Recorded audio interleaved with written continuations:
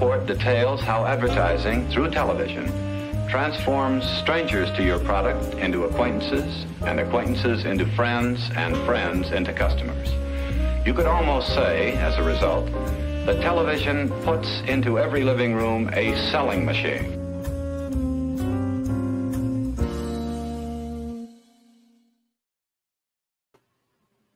Good evening, everybody. Welcome back. It's time for the inaugural episode of Kinescope, a look at the early days of live television from the 40s through the 50s. John Siuntres here, along with my co-host, Gabriel Hardman. And for first-time people that haven't heard or watched our previous podcasts, a little introduction for both of us. I'm a broadcast veteran. I've worked for CBS on and off over the years in radio and television here locally in Chicago, and am a broadcast buff, and certainly the history of television has been among my studies as an amateur armchair historian. And I'll let Gabe introduce himself and his background and what interests him about this subject. Yeah, I'm Gabriel Hardman. I've had a long career as an illustrator and a storyboard artist for films. I've worked on Inception and Interstellar, Ford versus Ferrari, and Logan, and I'm also a comic book artist and writer and artist. So everything I do is storytelling oriented, and certainly visual storytelling oriented. And one of the things that really appeals to me about this era of live TV is that. And particularly in the dramas, but we're going to talk about a lot of different kinds of live TV of the era. But in these dramas, the way that that it fuses, like, two things I'm incredibly interested in: performances, performances driven by this kind of live energy of theater, but essentially shot to the degree that they can, as if it's a film, right? And you can use the camera in order to tell the story, but it's also the performances that are telling the story, and it's happening in a very energetic way that is basically just nobody did this before. It's kind of a new medium. It's kind of, they are forging this very new thing of drama happening in the moment. It's all a high wire act. Everything could go wrong, but also there's the opportunity for beautiful heights for it to reach as well. It's just a really, really interesting thing, and it only really existed in this narrow area from the late 40s to there was stuff earlier than that, but the classic great era of it is around 48 to the late 50s, 1960.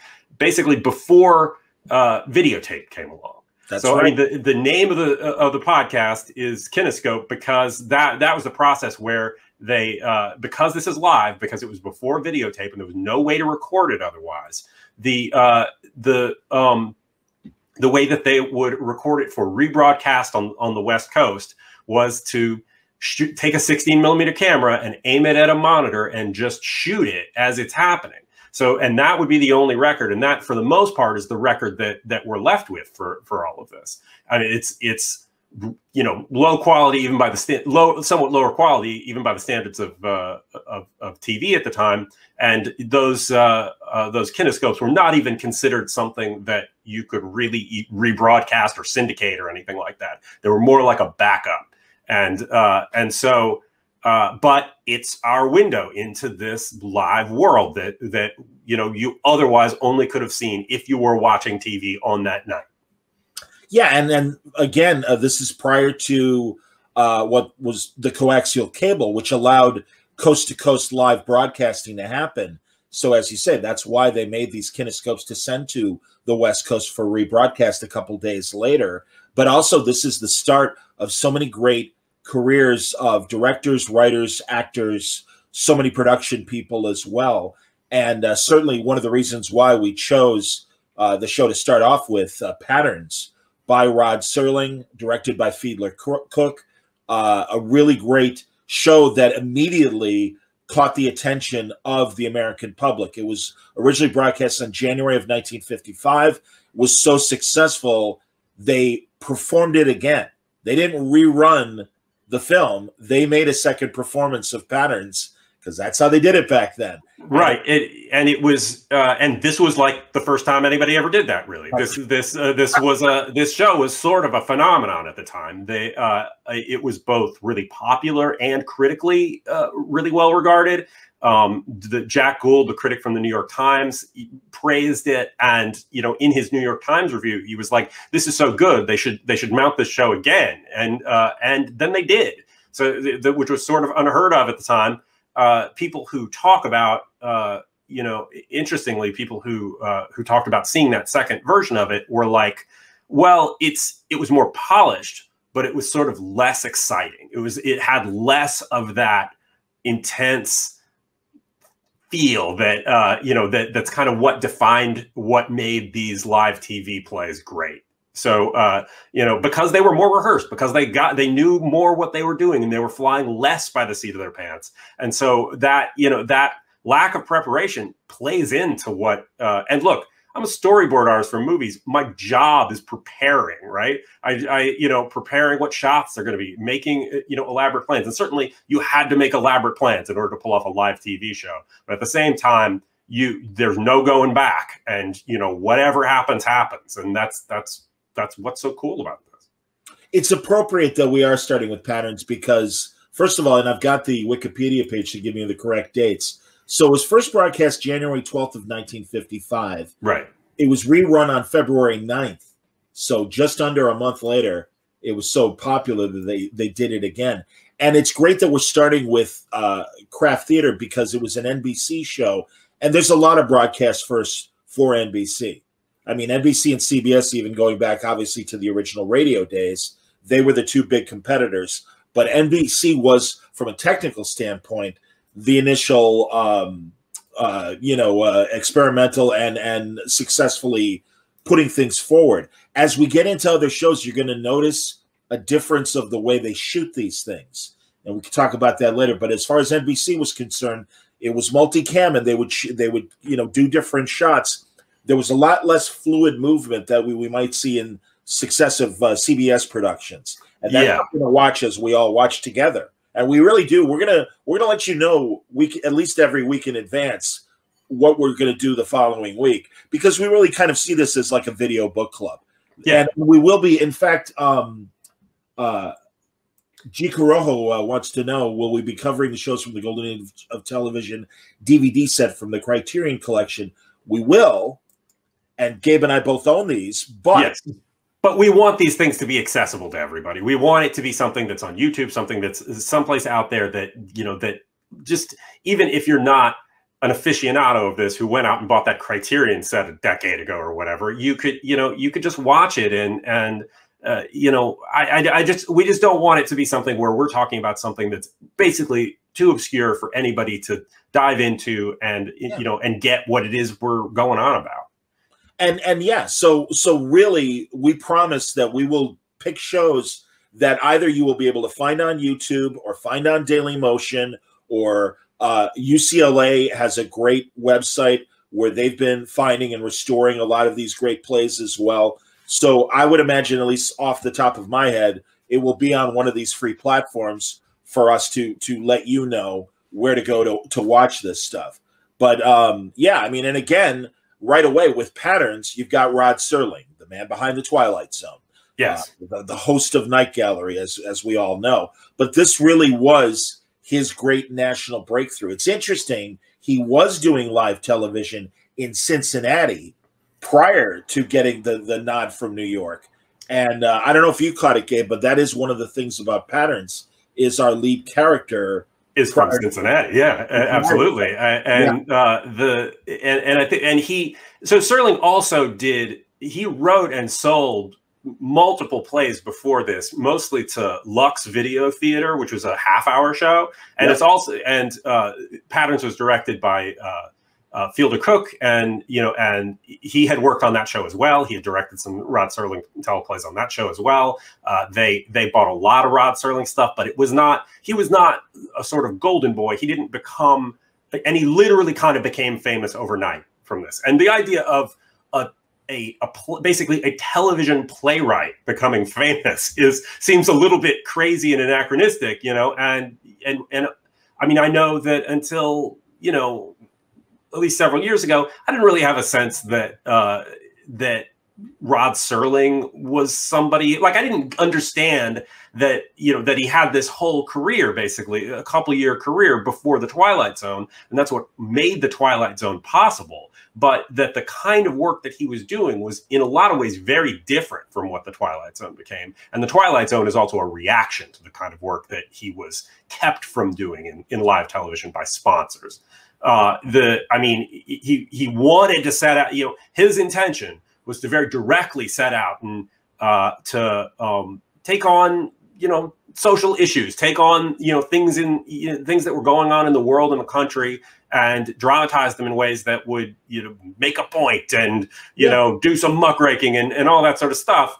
But and he ran into an enormous amount of trouble with the sponsors of these shows, and, you know, and the network as well. But a lot of it was about the, you know, the sponsors of the show, and these were clearly, you know, they had like one sponsor or something for them, and and often in some way the things that that he would be writing about would irritate them in some way, or would, you know, or they would ultimately have to be censored or rewritten.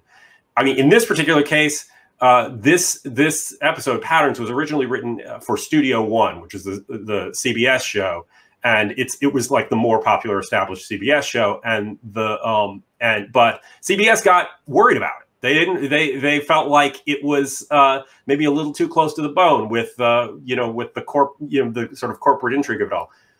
And he ended up taking it to NBC and working with Fielder Cook to kind of craft it and rework it into something that would that work for their show. But I think we need to probably describe what this thing is, because you say Rod Serling and everybody just kind of assumes that it's some sort of, you know, a kind of allegorical supernatural thing or something along the lines of the Twilight Zone. And his early career was nothing like that. He was writing very direct plays that spoke to stuff that, you know, he was concerned about.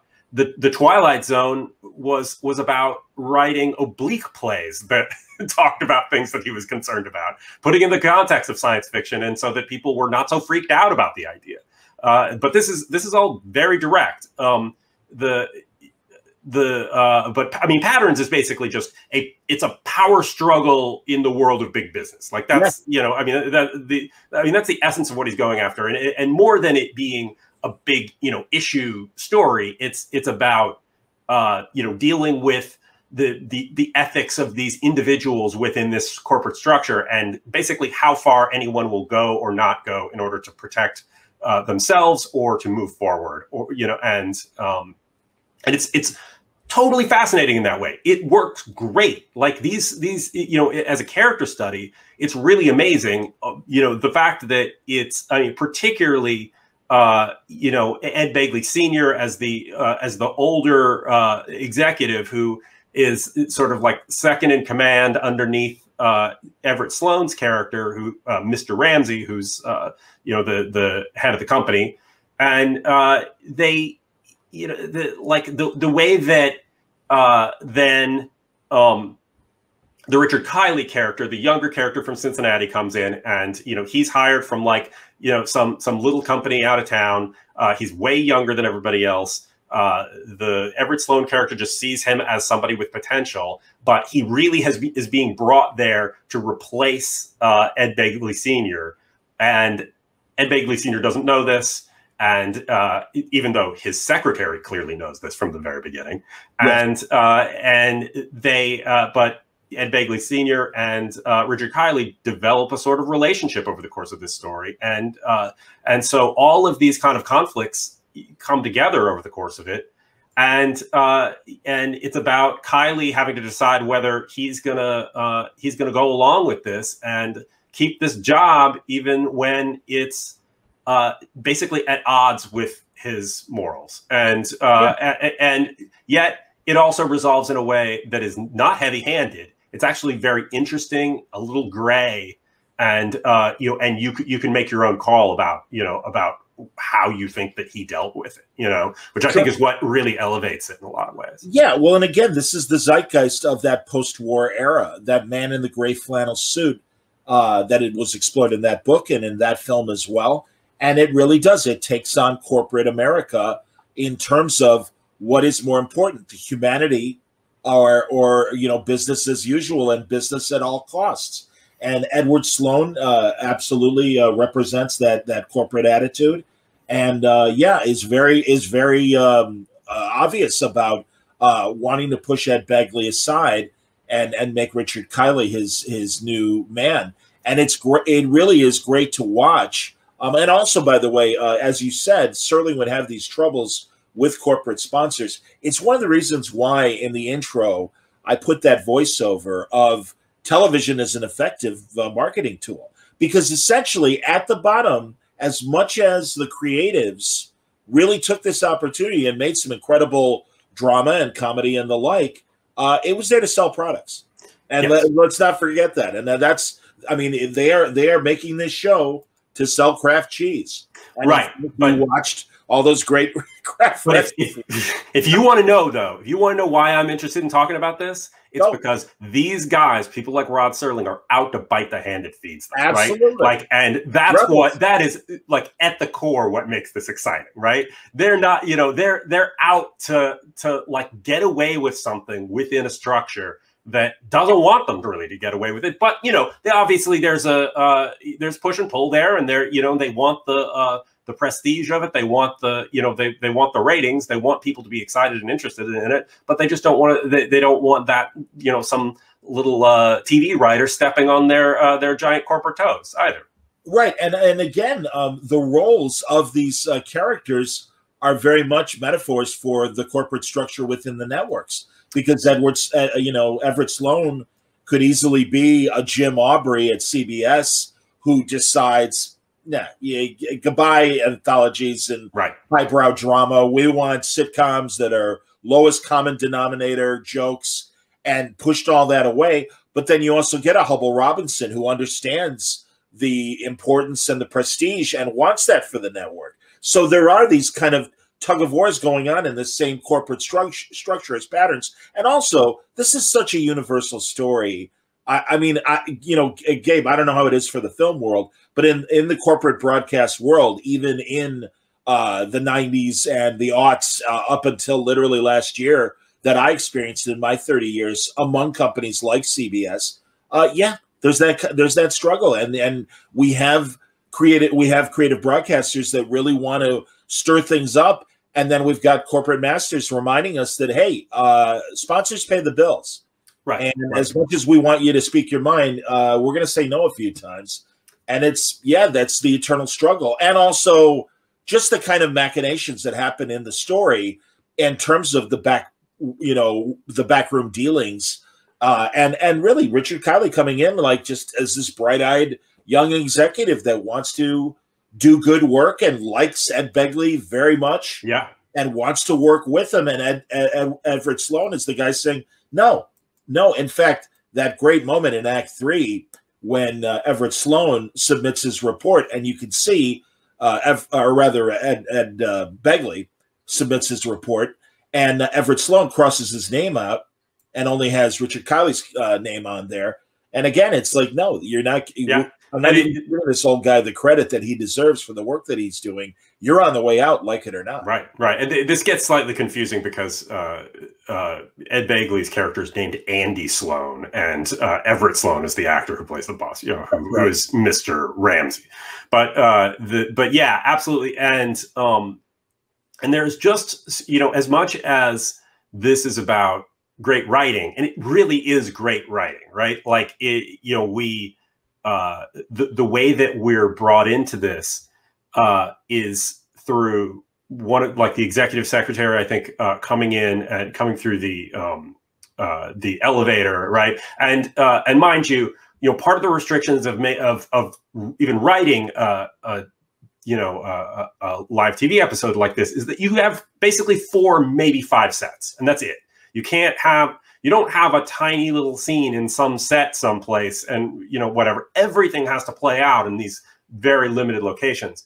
But she's coming to work in the morning, you know, going into the elevator, and we pan up to the list of names, and we just follow it up to the very top, the executive floor, which is Ramsey and Company, which is the company that this is set at, and that's not pointing the camera at people and letting them act in front of it. That's cinematic storytelling, right? But it's just they have to be doing it in the moment, and so. It tells us that that's where she's going. We dissolve to to the phone bank or whatever, where where the operators would be, and then into the office. And the way that it develops and is set up, we have a very young Elizabeth Montgomery coming in, trying to get information about this about the new hire, Richard Kiley. But what I think is so smart about the way that this is told is that we're talking about the younger, new hire Richard Kiley all the time without him actually being in there, right? And we're just like creating a level of intrigue of what's this guy going to do? I mean, this stuff sounds like it's boring, right? It sounds like it's about fucking like people in an office and whatever, and but it's really not. It's so engaging and and well crafted. And I think that the fact that that Kiley's character doesn't come in until like several minutes into the play builds him up in a way that you wouldn't be able to otherwise. The natural idea of telling this story is to just follow him in on his first day, right? But they, Serling and Cook were really smart about the way they set this stuff up. And as much as it's also brilliantly written, the performances, right? That's what delivers it. And they deliver it in a way that you could not do in live theater either, right? You can't have you can't have a big giant close-up of Ed Begley, and the look on his face tells like the story of this guy's life, right? I mean, he's giving a performance for the camera, and yet it's both live and it's for the camera, and that tension is what so much of what makes it. I completely agree, and in fact, Elizabeth Montgomery really is only in that first act, and it's her enthusiasm and stuff. And again, immediately, knowing what we know about Elizabeth Montgomery, in the next decade, becoming Samantha and the success of Bewitched, Robert Montgomery's daughter, Robert Montgomery, fine actor himself. Also had a TV show. Yes, indeed, exactly. Live TV show. Had his own anthology show. Yeah, absolutely. Yeah. But yeah, I mean, God, she is so baby faced here. And she looks like she's 12. Yeah. But as you said, I heard Orson Welles talk about one of his earlier stage performances, and he was playing, and of course, this is the era when you could play other ethnicities, but he was playing some sort of Chinese mystic, Mr. Wu. Yes. And they all talk in the first act. Mr. Wu is coming. What is Mr. Wu going to do? Whatever. And the first act ends with, it's Mr. Wu, and then the curtain drops, and it's like right. And then everybody in the as they're milling around, between acts is like, oh, that Mr. Wu gave an incredible performance, but he didn't do anything, right? Everybody just talked about him the whole time, and then he showed up. But that's, I mean, like I always think about that Orson Welles anecdote because it's just such a it's contrary in a way, but it makes so much sense that building somebody up and is better than proving that they're great. Like if you have him, come onto screen and and we follow Richard Kiley's character in, we somehow have to dramatize that and prove that he's this interesting character instead of just letting other people suggest this for us. And then we read all that into him when he actually shows up. Or it could be, or you could see somebody and it could seem the complete opposite of that, but as long as it's about the buildup, that I think that's just such a smart way to do it.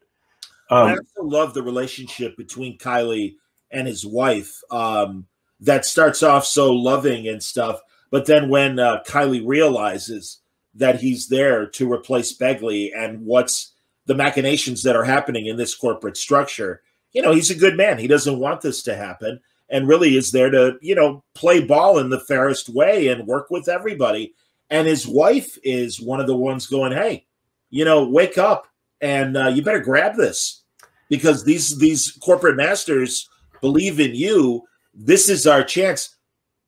You know, play the game or get out of it, and really kind of tough with him, which I think again proves a spark of reality that isn't there in your classic Ozzy and Harriet marriage. Yeah, and it's about him like there are no great options for this guy in this, right? Like he is going to compromise himself in some way by, you know, in order to succeed, or he can just walk away. Right. And but he doesn't walk away. And, you know, ultimately, you know, Ed Begley's character pays for this, but it's his decision too.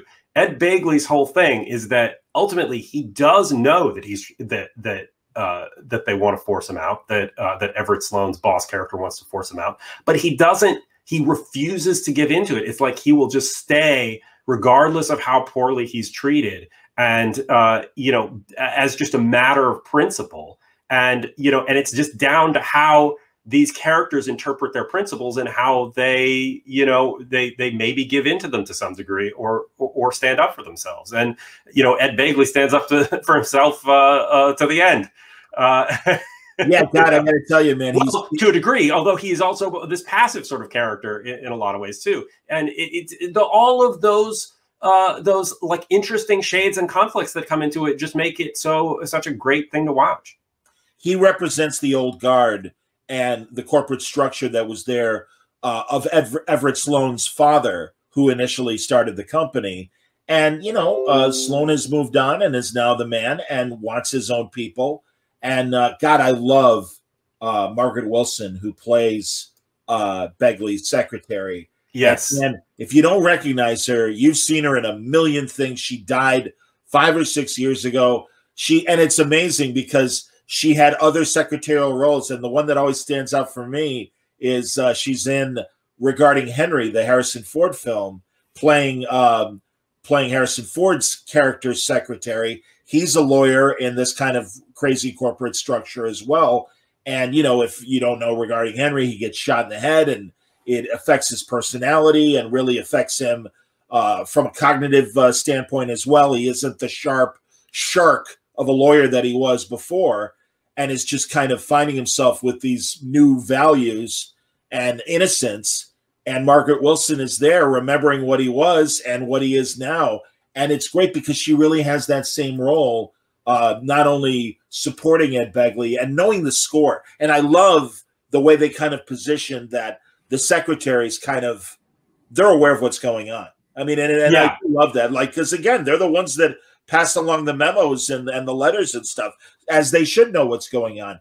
And at the same time, she is so loving and sympathetic to Ed Begley as her loyal boss.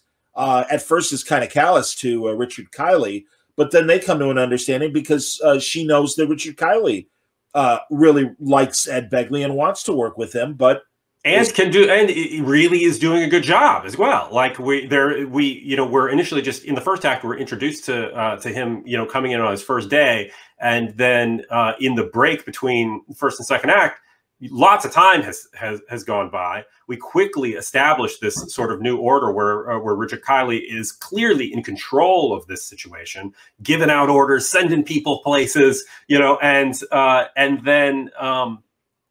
You know, and then Ed Begley comes in and he's like, you know, they're almost pals. Kiley gave his son a football and, you know, showed him how to play and like, you know, and there's a great thing about being able to just have the curtain come down and in a very theatrical thing. I mean, this is more like a stage play where, you know, curtain comes down, it comes up again. We've jumped forward in time a long ways. We're catching up to what goes on, what happened. And the way that we're catching up to it informs everything, right? It lets us in on who these people really are, because we see this leap that they've made in this very short period of time without having to explain it to everybody.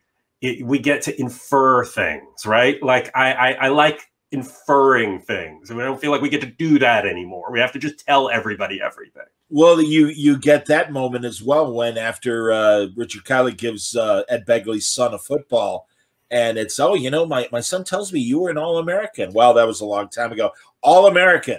Right. I mean, that's there for a reason, man. That represents a lot of character and integrity in being an All-American and the responsibility as such. And Kylie knows it, and you can see it in his face. And him brushing it off, too, and being like, yeah, you know, long time ago. But again, you know. But no, I mean, having humility, it's saying something about the character. It's, you know, I mean, it's saying everything about what, you know, but it's also not, it's both that Kylie's character isn't one-dimensional, though. He isn't just a good guy. He's a guy who's put in this position and has to make hard choices. And even Everett Sloane's Mr. Ramsey character, who is a kind of, in some ways, an obvious bad guy. He treats people poorly. He has this, a very, unpleasant mercenary thing about him. But he is a more complex character than that as well. And I think over the course of it, you kind of see how he's, even though he is clearly the heavy in it, he also has, there is something, a sort of interesting humanity to that character. Sure. And the thing would be a lot less if he was just this really one-dimensional evil boss, you know? Oh, no, you're right. And well, first of all, I love that, Kylie admits to his wife, I want this. Yeah. I mean, he does kind of admit, like, as shitty as this situation is, no, I want this promotion. And then, like you said, no, the final confrontation between Kylie and Sloane, as Sloane is telling him, hey, I'm going to keep, I am an asshole, but we're going to move this company forward. This company doesn't belong to me. It doesn't belong to you. The company is going to live beyond our years serving it. And I want you to be, hey, if you can take my job, take it. That kind of attitude and stuff. I mean, and again, brilliant writing, brilliant acting. I want to acknowledge Mike Cooper, who says, and he's right, it was very emotionally charged in many scenes, more so than I would have thought possible for the mid-50s. Such great, captivating performances by the cast. Well, again, and in fact, Gabe said it, it is like live theater. They even, the narrator or the announcer of the show even makes an allusion to it being live theater for television. Right. But it is also about not only those close-ups that tell us so much about these, and the actors understanding that they're close-ups and understanding how to play for those, right? Not like the theater, not big, not playing to the seats in the back, right? You're playing to that camera. And that camera is, I mean, the television, it's that, they're all figuring it out at the time, right? There isn't there aren't all those preconceptions about TV yet because it's just developing, and people are, it's just becoming this phenomenon. And so, the thing that smart people realized about it was, it's a vast audience. There's lots and lots of people watching, but essentially you're playing to like one or two people. You're playing to just the people in front of that screen. And so, I mean, that is a very different thing to playing to an entire audience in a theater. It's a very different thing even than making a film where it is playing in, at the time, it's playing in movie theaters, right? And so that's how embracing the intimacy of a story like this became the thing for, particularly these live TV things, that they looked at it and saw this, it's playing on this tiny little screen. It's going to play better in close-ups for the most part. And that means we can tell more intimate stories, more intimate character-oriented stories, because you can see them and you can see their reactions. And that's how, I mean, Marty, was Patty Chayefsky's Marty was earlier than this, but another kind of big watershed moment in understanding that the intimacy of the kind of stories that they can tell here can have a huge effect on the audience.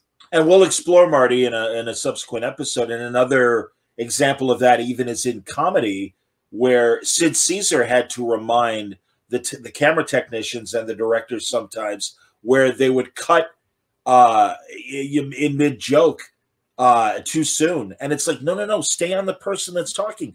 That's the performance. That's the moment. And also in comedy, I mean, one of the weird things about, about everything I just said about the tiny screens and all that sort of stuff is that in comedy, you generally want the wide shot, right? It usually doesn't play well in a close up. So, I mean, and we're going to talk about some different, comedies and stuff. And look, we'll see when we get into that, we'll see how it works. We'll see how that stuff plays. Absolutely. B Thing says, and it's funny, I appreciate the comment. Genuinely fascinating to your analysis of things I haven't seen yet. Well, we hope that everyone will. Yeah, it's an hour long or less. Just it's on YouTube. Just watch it. You know, I think it's totally worth it, and I think that you will be surprised how engaged you are by it. Truly, absolutely. And again, it is the energy in the performances and everything that's happening with the crew and the players. It really is fascinating. And I remember in the 80s when public television was running a lot of these kinescopes and did a series of them. And in fact, the Criterion collection that was mentioned earlier, that is kind of the basis of that collection was from that PBS series. And you got actors and directors and writers that were still alive to talk about the performances. We'll see Jack Klugman do live television, Oscar Madison and Quincy for later television fans. Who are still elderly at this point, but yeah. But also, by the way, and again, we're talking about early Serling. There's an amazing PBS American Masters they did years ago called Rod Serling Submitted for Your Approval. Obviously, spends a lot of time on The Twilight Zone, spends a little bit of time on Night Gallery as well, and everything that happened after The Twilight Zone in his life, ultimately his death, but spends a really good, healthy part about this period. And you get Serling's thoughts that had been written down, and an actor narrates them. You get John Frankenheimer, who's going to play a big role in a lot of the productions we'll be watching and looking at. And it's great to hear these people. And again, I will continue to direct people to the Archive of American Television and their long-form oral history interviews about this period, because you really do learn everything that was going against them and what was going for them and the innovations that happened and the brilliance of these writers, directors, and performers and crew as well to make these things possible. It really is a fascinating story, and we're peeling the onion, but there's a lot to deal with. And we really do recommend that you do watch and read and check out some of this other stuff. And I know Gabe and I are poring over a lot of books as well about some of these great producers and writers and directors and performers. So so yeah, look, obviously I think, you know, we also aren't going to just cover great things, right? Like, I mean, this one is great, right? But I mean, you know, but we'll you know, we're going to be covering all sorts of stuff, right? Sure. And you know, but I think that obviously, I feel like, you know, the version of this, the television version of this is superior, but there was also a film version of it. That's right. And I think we should briefly talk about that. The film version from a year later is almost all the same people creatively, except that Richard Kiley's character is played by Van Heflin, right? Right. And to give it a little bit more movie star power. Right. The fact that Van Heflin is 20 years too old to be playing this part is a little bit of an issue, I think. You know, like, he is literally like almost 50 years old, and it doesn't have quite the same feel that you know, that Richard Kiley does. But I mean, look, I love Van Heflin, actually. Go watch The Prowler. Go watch Joseph Losey's The Prowler. He's brilliant, and it's one of my favorite movies. But I love Van Heflin. Isn't he Godzilla Laker as well, or that may be right. Okay, no, I can't remember. Him and Tina Louise, I remember having some sort of really lurid scene for 50s films and stuff. But and also real fast regarding Van Heflin in this role in this movie, he looks too much like Everett Sloan to me. Yeah, you know, that's actually not a bad point, you know, and but he also doesn't bring the energy to it. But energy is also an issue with the movie, right? It's the movie is directed by Fielder Cook as well, and it is essentially the teleplay, except Serling adapted his own. And I mean, there are elements of it that are expanded. They, you know, it's a feature film. They could shoot someplace that's not 5 different sets, you know, so they have scenes out at the house in Connecticut. They have scenes at you know, at Ed Begley's house talking to his kid. I don't think that these scenes, I don't think they add that much. I think that all of this stuff was inferred. It's, you know, the feature is obviously half an hour longer than the teleplay was. Yeah. But I think that mostly more than that, it's that it's well done. It's it's a good movie. It's a and I solid think movie, sure. It's a solid movie. If I had not seen the live TV version, I would think, well, yeah, this is really good, right? But it doesn't have that spark that the live TV one does. It's polished, but not exciting. There's no I was just listening to another podcast, the Pure Cinema podcast. They had Quentin Tarantino on. They do these like 4-hour episodes with Quentin Tarantino on them because they're associated with New Beverly. He owns the New Beverly Theater. Okay. And and so like they were this movie came up, Patterns. Oh, wow. The feature version of it, because what they were on there talking about were movies in the public domain. They were giving recommendations for movies in the public domain. Patterns, for whatever reason I can't tell, the feature film is in the public domain. And so but it was interesting that the co-host of the show, Elric Kane, brought it up as this interesting thing that Rod Serling wrote, but they weren't aware that it was a live TV thing, right? They were just taking it on the terms of being that movie, and really liked it and were really affected by it. But I think that I can't quite look at the movie the same way, because I think the TV version is just better. No, absolutely, and also something that we will explore is the fact that many Hollywood producers would see these teleplays and then make feature films of them. Requiem for a Heavyweight, Marty, obviously Patterns, 12 Angry Men. And in some cases, the film will exceed the television version. Definitely. Gabe and I have been talking about some of these, and we can't wait to discuss them with everybody listening and watching and seeing what you think. Ryan Green makes a point about another great early Serling. And he said, I just watched Serling's The Velvet Alley 2 nights ago. Phenomenal. I agree. It is one of the things that's covered in the submitted for your approval documentary about Serling. And it's very autobiographical. Yes, it's also very much a reaction to the career he got out of Patterns, right? Like, going from being this guy who wanted to be a writer, this guy who, or who wanted to be a dramatist, and then doing it and working at it and selling 12 scripts or whatever to Lux Video that nobody really cares about, but then making this giant leap with Patterns, where there's a nice book of that's relatively rare. I thought I brought it down here, but now I don't know where it is. It's a collection of the scripts for like 4 different live TV scripts of his, including Patterns, and he also writes like a 30-page introduction to it, like talking all about his experience, coming from from working in radio and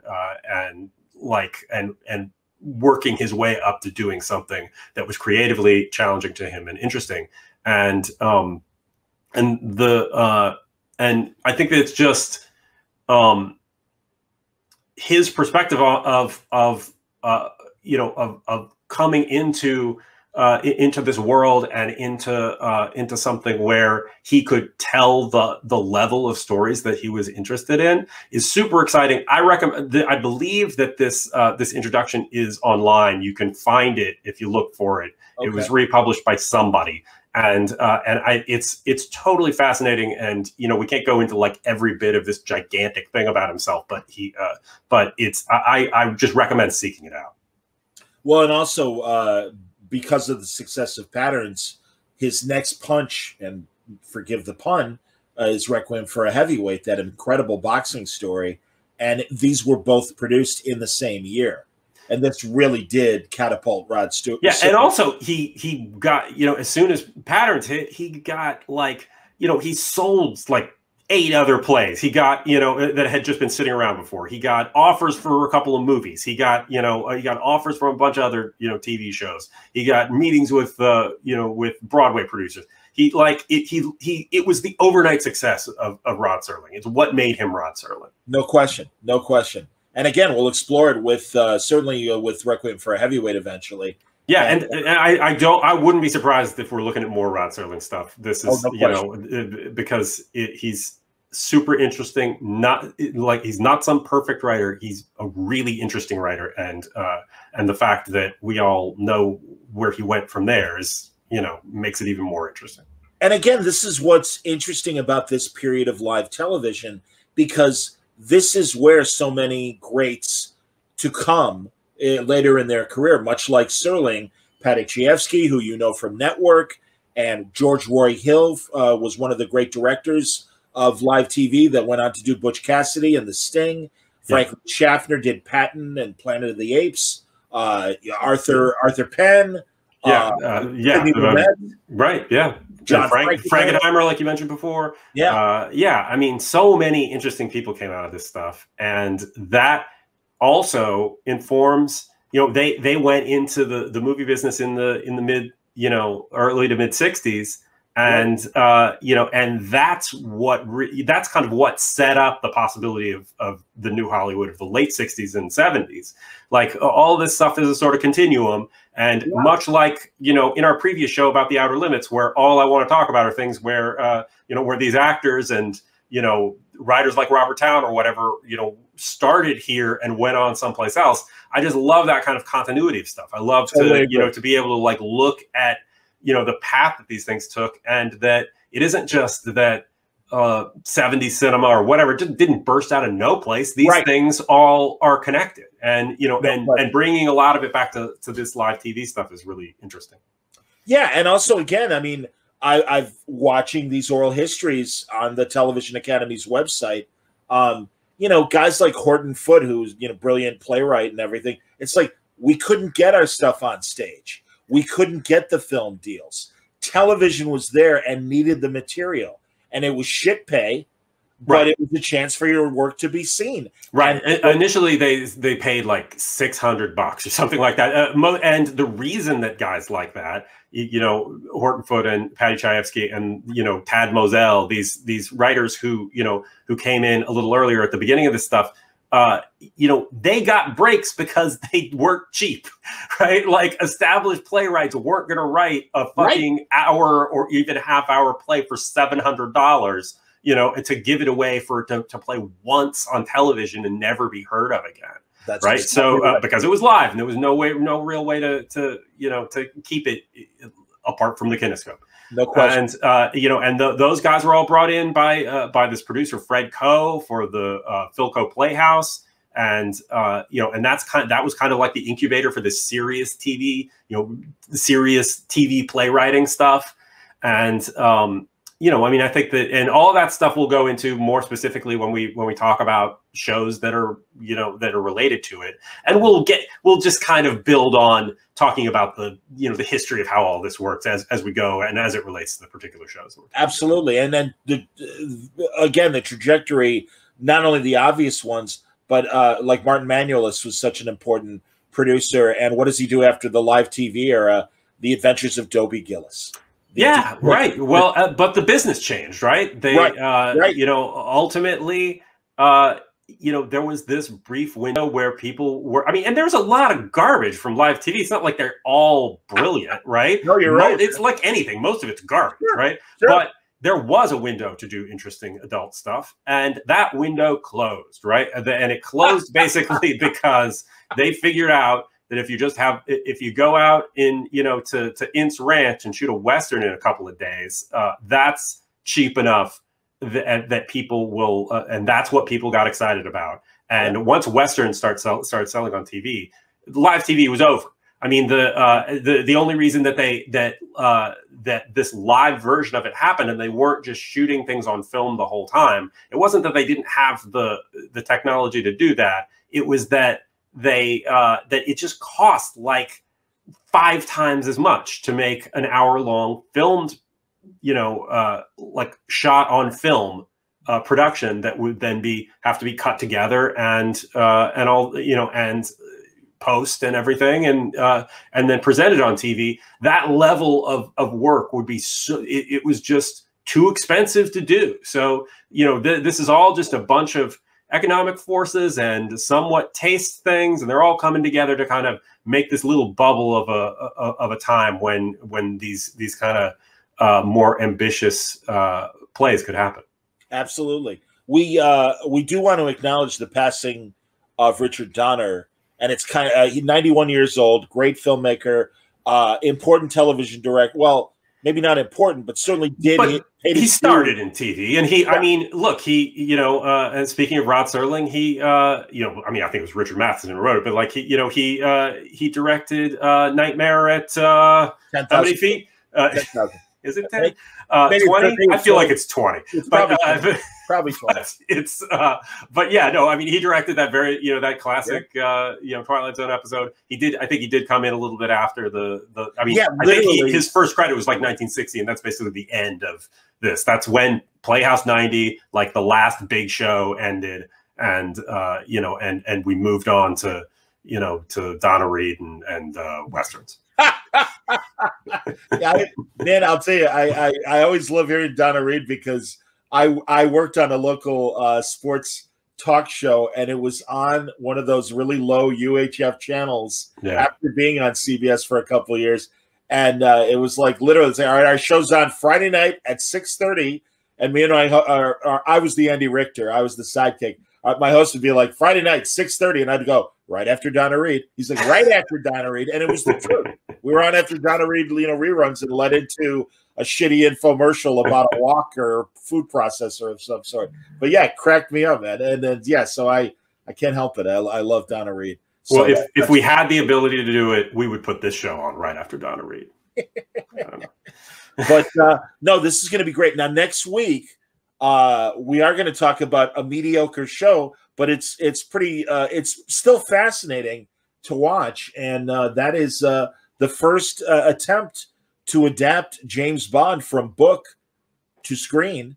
And it's an episode of the TV show Climax, and it's called Casino Royale. And it's the first story, and it's Barry Nelson, who you might remember from The Shining. Yeah. A lot of TV roles. And he's Jimmy Bond, an American secret agent. Yeah, so I mean, look, we're there's obviously a lot of contextual stuff for this, and it's an interesting thing more than it's a great thing. But there's nothing wrong with that. It's out there on YouTube. Watch it before next week, or watch it at least before you listen to the one next week. Here's the I got the URL here for everybody, but I'll put it in the chat as well. And it's easy to find on YouTube.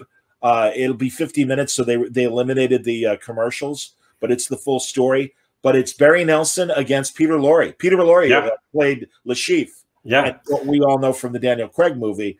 But yeah, it really is interesting how Casino Royale wound up on this TV show, and I wonder if its problems or the things that lacked might have been a couple of the reasons why it took that much longer for the Bond films to make it to screen. Very well might have, and we'll go into that next week on Kinescope. But the one thing that I promise is that the week after that, we'll do another highbrow show where everybody's miserable at the end, because those are the ones I like. No, I'm excited to talk about all sorts of different live TV. Absolutely. And truly, if you really do want to do your homework and be prepared for both weeks, Casino Royale next week. Are we in agreement that we're going to do The Comedian the following week? Yeah, the following, The Comedian with Mickey Rooney, directed by John Frankenheimer. Absolutely one of the highlights of the live TV era in every respect. Also written by Serling. Yes, and also a great kind of dark side of comedy variety television that was being made then. I mean, it is very familiar. It's also a television show about television, and so totally work. In this context, that makes it great to talk about and great to contextualize. So there you go. The next 2 weeks of Kinescope. Next week, Casino Royale. The week after that, it's going to be and then the Comedian. Yeah, The Comedian. Yeah, all right. Yeah. There you go. I'm losing my mind. All right. Well done, Gabe. Thank you. And really excited to be doing this journey with you through live television. And everybody watching, thank you very much. Good comments. I hope you will stay with us on this journey, because it's a very fascinating portion of television entertainment, and we're glad to look at it with you.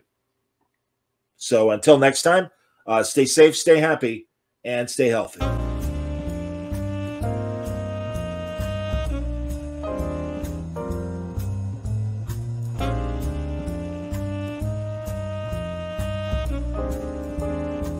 Our report details how advertising through television transforms strangers to your product into acquaintances, and acquaintances into friends, and friends into customers.